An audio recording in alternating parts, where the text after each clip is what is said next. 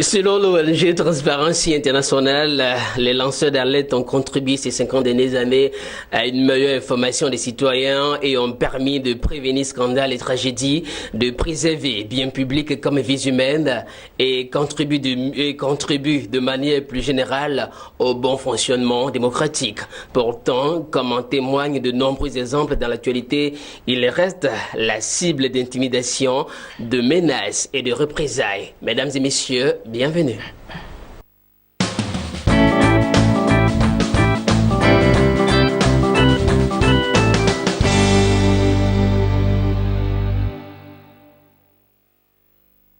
Tout le plaisir est pour moi de vous retrouver pour votre rendez-vous quotidien sur Business 24 Africa. Pour ce numéro de Business Matin, je reçois pour vous Florence Davis. Elle est présidente de l'ONG à Abidjan. Bienvenue. Merci. Alors, ces dernières semaines, ces dernières années, on vous a beaucoup découvert sur le web à travers vos activités. En quoi consiste ce que nous avons vu à travers le web? Merci frère. Et si vous le constatez bien, pour ceux qui me suivent depuis quelques mois, j'ai toujours appelé ceux qui sont en face des frères et sœurs. Donc merci encore frère. Je suis Florence Davis. Dans la même continuité de mes idées, j'ai passé une année, l'année dernière, dans le mois de mars, sous le pont. Le pont. Le deuxième pont. Le deuxième pont, le pont d'Igol. Le deuxième pont sous le pont de Yopougon. Le pont Andokoa. Oui, Yopougon, c'est à Abidjan. Alors, à Abidjan. Alors, j'allais à Zopé. Quand j'ai vu deux gros granites, je dirais pas, deux blocs en béton pendre sur la tête des Ivoiriens et des populations, pour moi, c'était scandaleux. Alors tout de suite, j'ai nourri cette idée-là de pouvoir intervenir et dire aux frères et sœurs que nous sommes en danger, mais en permanence, c'est pas possible. Et donc, l'initiative m'est arrivée à cet instant, alors que j'avais déjà l'ONG qui avait été créée plus d'1 an, en 2014, voire 2014-2015, et l'objectif était d'accompagner les enfants. D'où le nom de l'ONG Children Environment Foundation. Alors, en anglais, parce que montrer une autre connotation et donner vraiment le juste mot de l'environnement aux enfants. Mais nous n'avons vraiment pas eu le temps de travailler réellement là-dessus quand cette idée de rappeler aux autorités de revoir la façon de travailler, parce que pour moi c'était scandaleux. Alors quand je suis rentrée à la maison et que j'avais pris des photos quand je suis arrivée à la maison et que j'ai montré à mon fils et à mon groupe de travail, ils se sont dit mais c'est pas vrai, on peut pas rester comme ça, il faut faire quelque chose. Et donc c'est cet instant-là que j'ai eu l'idée d'appeler nous avons eu l'idée, parce que nous travaillons en groupe là en ce moment, l'idée m'est venue, mais c'est le groupe qui a pris l'initiative de m'assister, et donc nous le faisons ensemble. De contacter quelqu'un pour pouvoir voir combien est-ce que ça coûterait de faire, de réparer cela. Alors nous avions rencontré quelques amis avec ce projet-là qui me disaient mais non, cette image a été présentée à la télévision depuis quelque temps, les gens n'ont rien dit, donc faire appel encore aux autorités, c'est peine perdue, autant le faire soi-même. Je dis bon d'accord, c'est ce qu'on va faire. Et puis bon, petit à petit, nous avons réussi quand même à donner le montant de ce que ça coûterait. Et puis avec la complicité, non pas la complicité, mais avec la collaboration du commissariat qui était tout juste à côté de l'endroit, et aussi le service technique qui devrait être contacté, mais avec d'autres démarches que nous avons faites, le ministère chargé de l'entretien des routes, AGEROUTE et tout ça, passant par le Bennett, m'ont assisté pour que cela se fasse. Donc, nous n'avons pas, l'ONG n'a pas eu l'occasion même de réparer, de récupérer ces 2 blocs, mais c'est plutôt AGEROUTE, parce que nous avons échangé là-dessus, qui nous a informés de résoudre le problème. Et cela a été fait avant les indépendances. Oui. La fête des indépendances, c'est la veille. Oui. Et c'était vraiment très heureux pour moi d'apporter quelque chose. Okay. Et nous avons encore continué, parce qu'il y a tellement de choses à voir. Et depuis cet instant, chaque fois que je sors de mon environnement, de la maison jusqu'à destination, à chaque carrefour, si je vois quelque chose qui n'est pas juste, qui n'est pas correct et qui met l'Ivoirien et la population en danger, que j'appelle frères et sœurs, tout de suite, je suis interpellée. Alors, prenons la ville d'Abidjan. Vous sortez du Chouvou. Qu'est-ce que vous remarquez aujourd'hui? Bien, quelles sont les habitudes que vous remarquez aujourd'hui qui, selon vous, doivent interpeller? Aujourd'hui, le gros scandale que nous n'avons pas encore compris, c'est l'état de la route entre le CHU de Treichville, en provenance du boulevard de Marseille et la gare de Bassam, qui est encore dans un état délabré. Plusieurs fois, nous avons intervenu, nous avons fait des interviews, interpellé les autorités. Une première fois, ils avaient entendu, ils ont résolu le problème, mais seulement sur une durée très très limitée, très courte, ce qui n'est pas correct. Oui.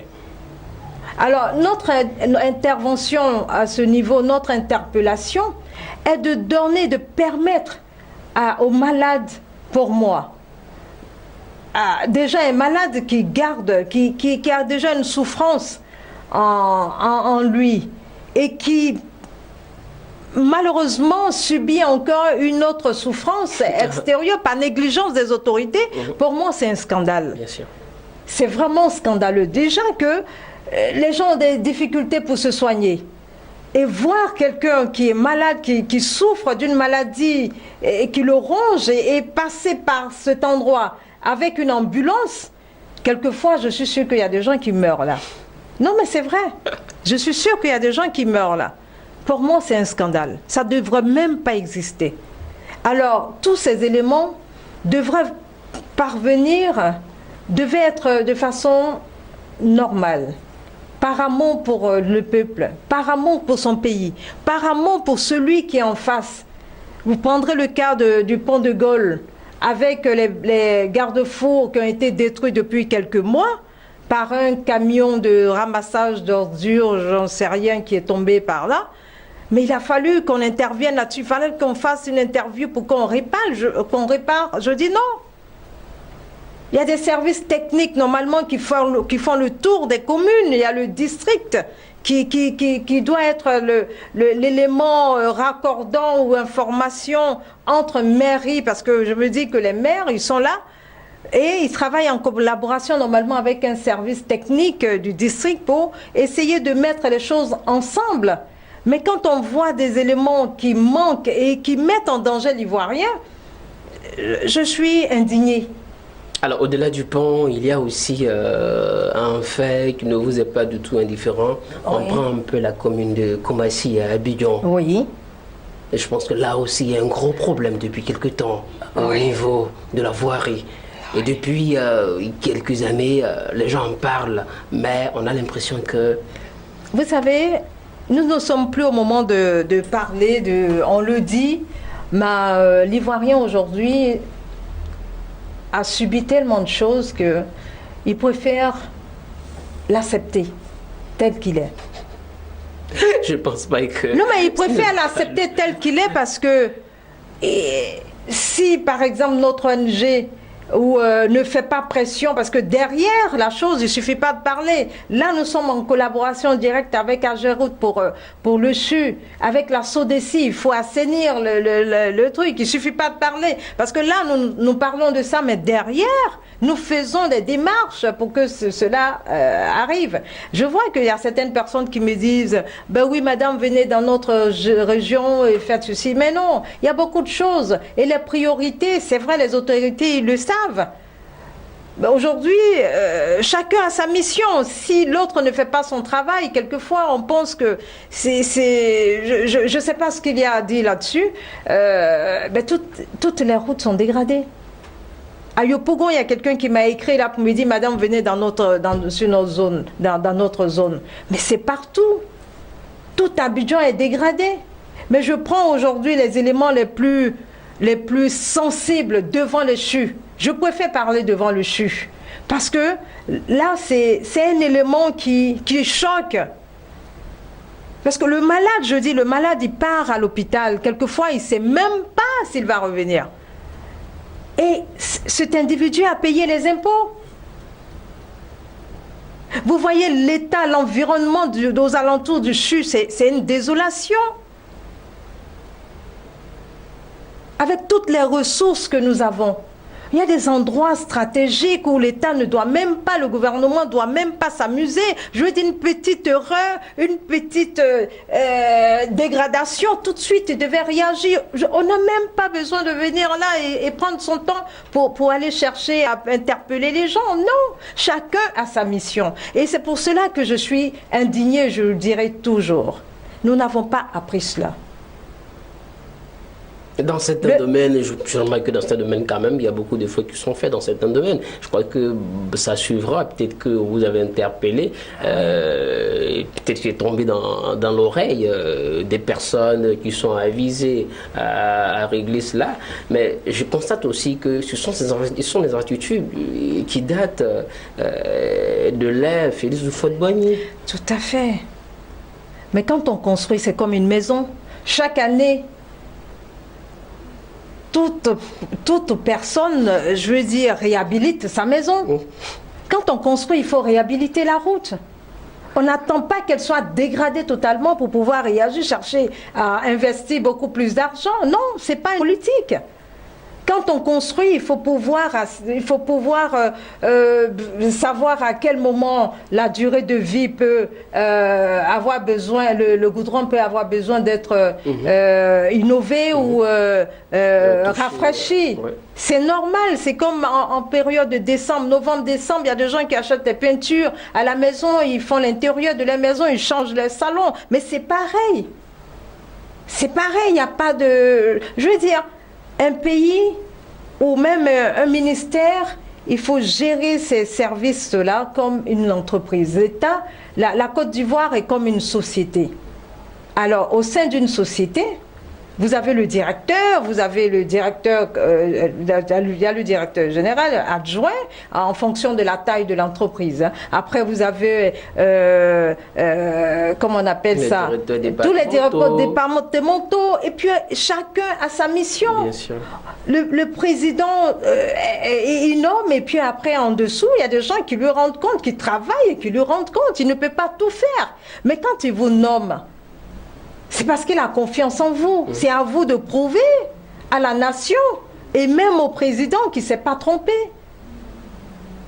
Mais après, par derrière, on ne peut pas, je veux dire, on ne peut pas vous faire, on ne peut pas faire une garde pour savoir si vous faites votre travail ou pas. Mais ça va arriver. Notre intention, c'est d'interpeller les Ivoiriens à ne plus se contenter du peu. Il y a longtemps que nous sommes quand même là, il y a longtemps que le père fondateur a construit ce pays-là. Et il a construit depuis combien d'années aujourd'hui? Nous sommes dans une situation où tout ce qui a été construit est en train de tomber en ruine. On nous construit autre chose qui quelquefois ne colle pas avec la réalité. Vous avez, je prends l'exemple du troisième pont qui est construit, c'est bien, c'est beau, mais vous avez Vous avez là des plans qui ne vont pas avec et qui ne s'accordent pas. Vous descendez du 3e pont, vous allez vers, je veux dire, en zone 4, vers Socida. Ouais. Mais voilà, vous descendez, si vous voulez passer à gauche, vous pouvez pas. Les choses sont pas, c'est vrai, c'est fait. Mais c'est pas travailler de sorte que la vie des Ivoiriens soit épargnée, non. Ça crée encore des dangers. Et il y a beaucoup d'éléments, il y a beaucoup de petites choses comme ça. C'est vrai qu'on construit, mais il faut construire pour pouvoir, pour respecter et amener une convivialité ou, je veux dire, une fluidité dans ce que nous faisons. Mais c'est tellement complexe, quelquefois, qu'on n'arrive pas, on crée encore plus de problèmes que ce qui devrait être. Donc il y a beaucoup de choses, il y a beaucoup de choses, il y a beaucoup à faire. Alors sur le plan international, beaucoup saluent les progrès enregistrés par la Côte d'Ivoire sur le plan économique. Malgré cela, vous vous dites progrès, oui, c'est bien, mais il faut revenir aux fondamentaux. Bah oui. Ouais.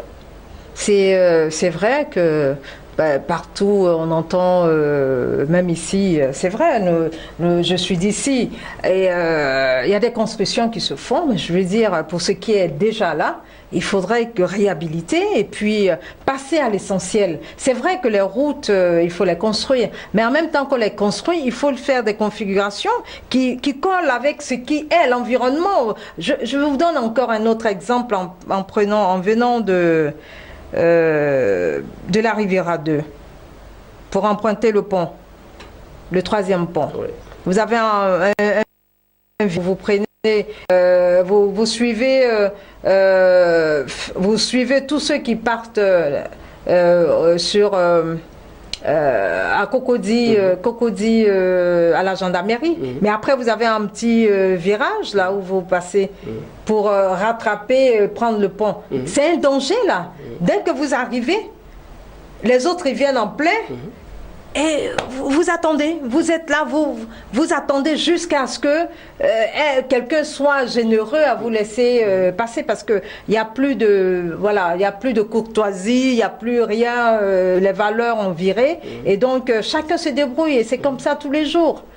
C'est vrai que le pays avance, mais il y a beaucoup encore à faire. Il y a des priorités.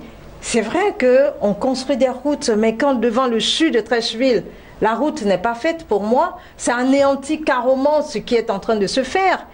Je veux dire, c'est vrai, c'est bien, mais l'essentiel qui est devant le CHU pour les malades, pourquoi on ne commencerait pas par là? En venant d'Abangourou, on vient de construire là une grande voie, c'est très beau, mais je viens d'arriver avec un pont sans les garde-fous. J'ai été scandalisée de voir un gros camion qui passait, tout de suite j'ai garé, de voir des enfants qui venaient du champ et qui étaient obligés de s'agripper au garde-fou pour pouvoir résister, parce que prise de peur, le camion qui venait pouvait les balancer parce qu'il n'y avait pas de support. Et tout de suite, pour moi, ça anéantit la beauté de la route que je venais d'emprunter. C'est vrai, c'est beau, mais en même temps, ce petit élément-là gâche la beauté qui vient d'être et qui a coûté des milliards. Mais ces petits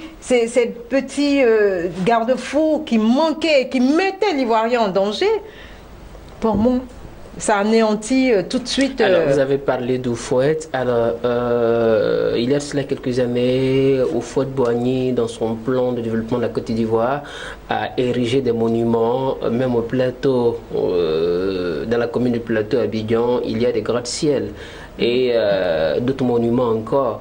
Et aujourd'hui, on voit que dans la conservation ou bien l'entretien de ces infrastructures, il y a quand même une certaine légèreté. Est-ce que Houphouët n'était pas trop visionnaire pour son époque? Ben, le père fondateur, je dirais, c'est un homme que j'ai pas les mots pour le qualifier, j'ai vraiment pas les mots. Toute petite, j'étais étonnée de le voir, je l'assistais. Tant qu'il ne finissait pas de parler à la télévision, je ne partais pas.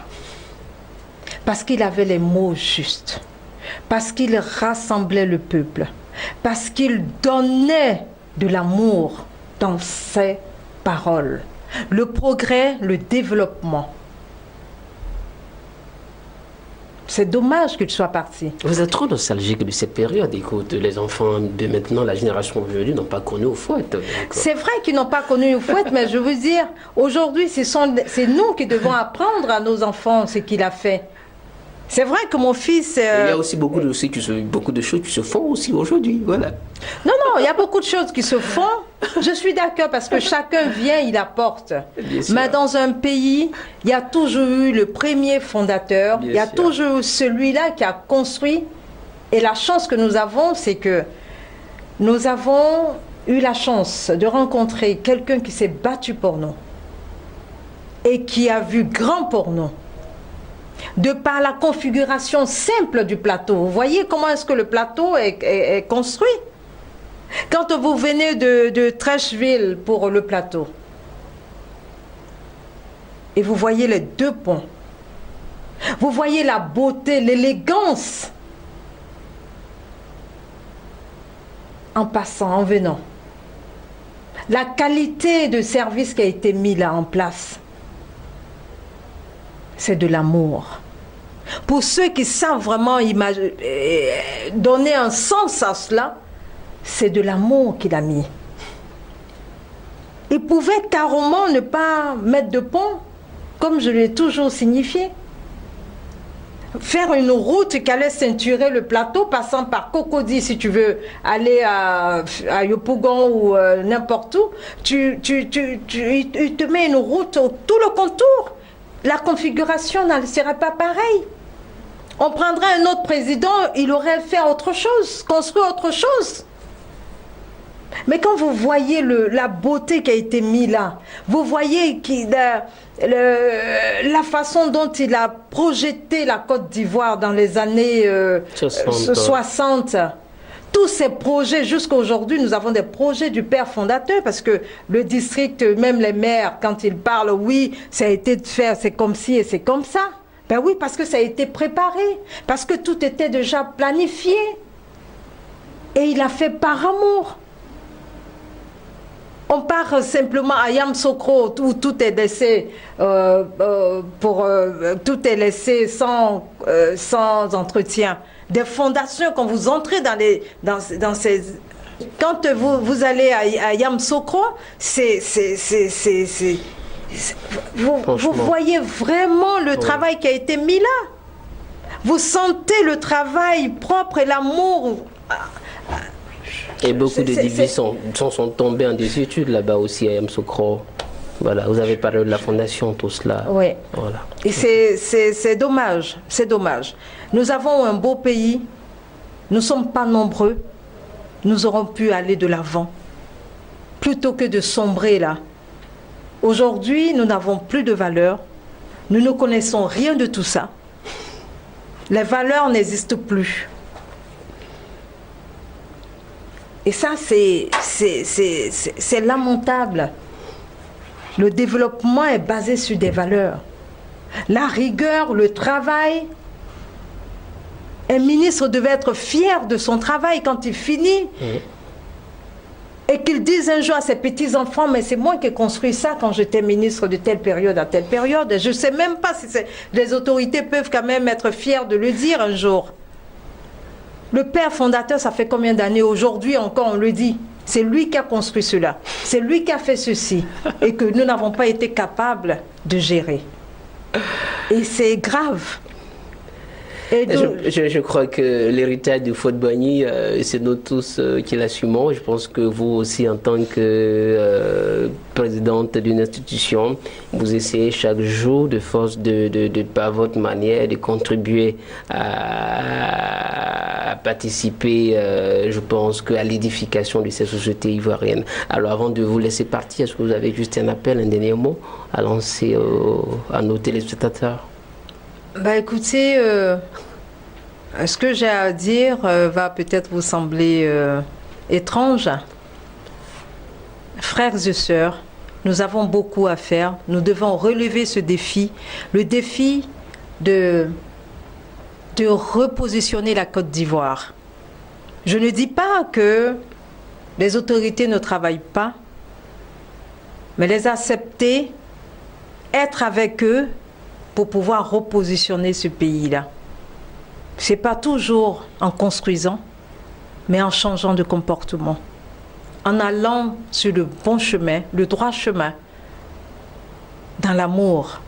Nous manquons beaucoup d'amour dans notre travail.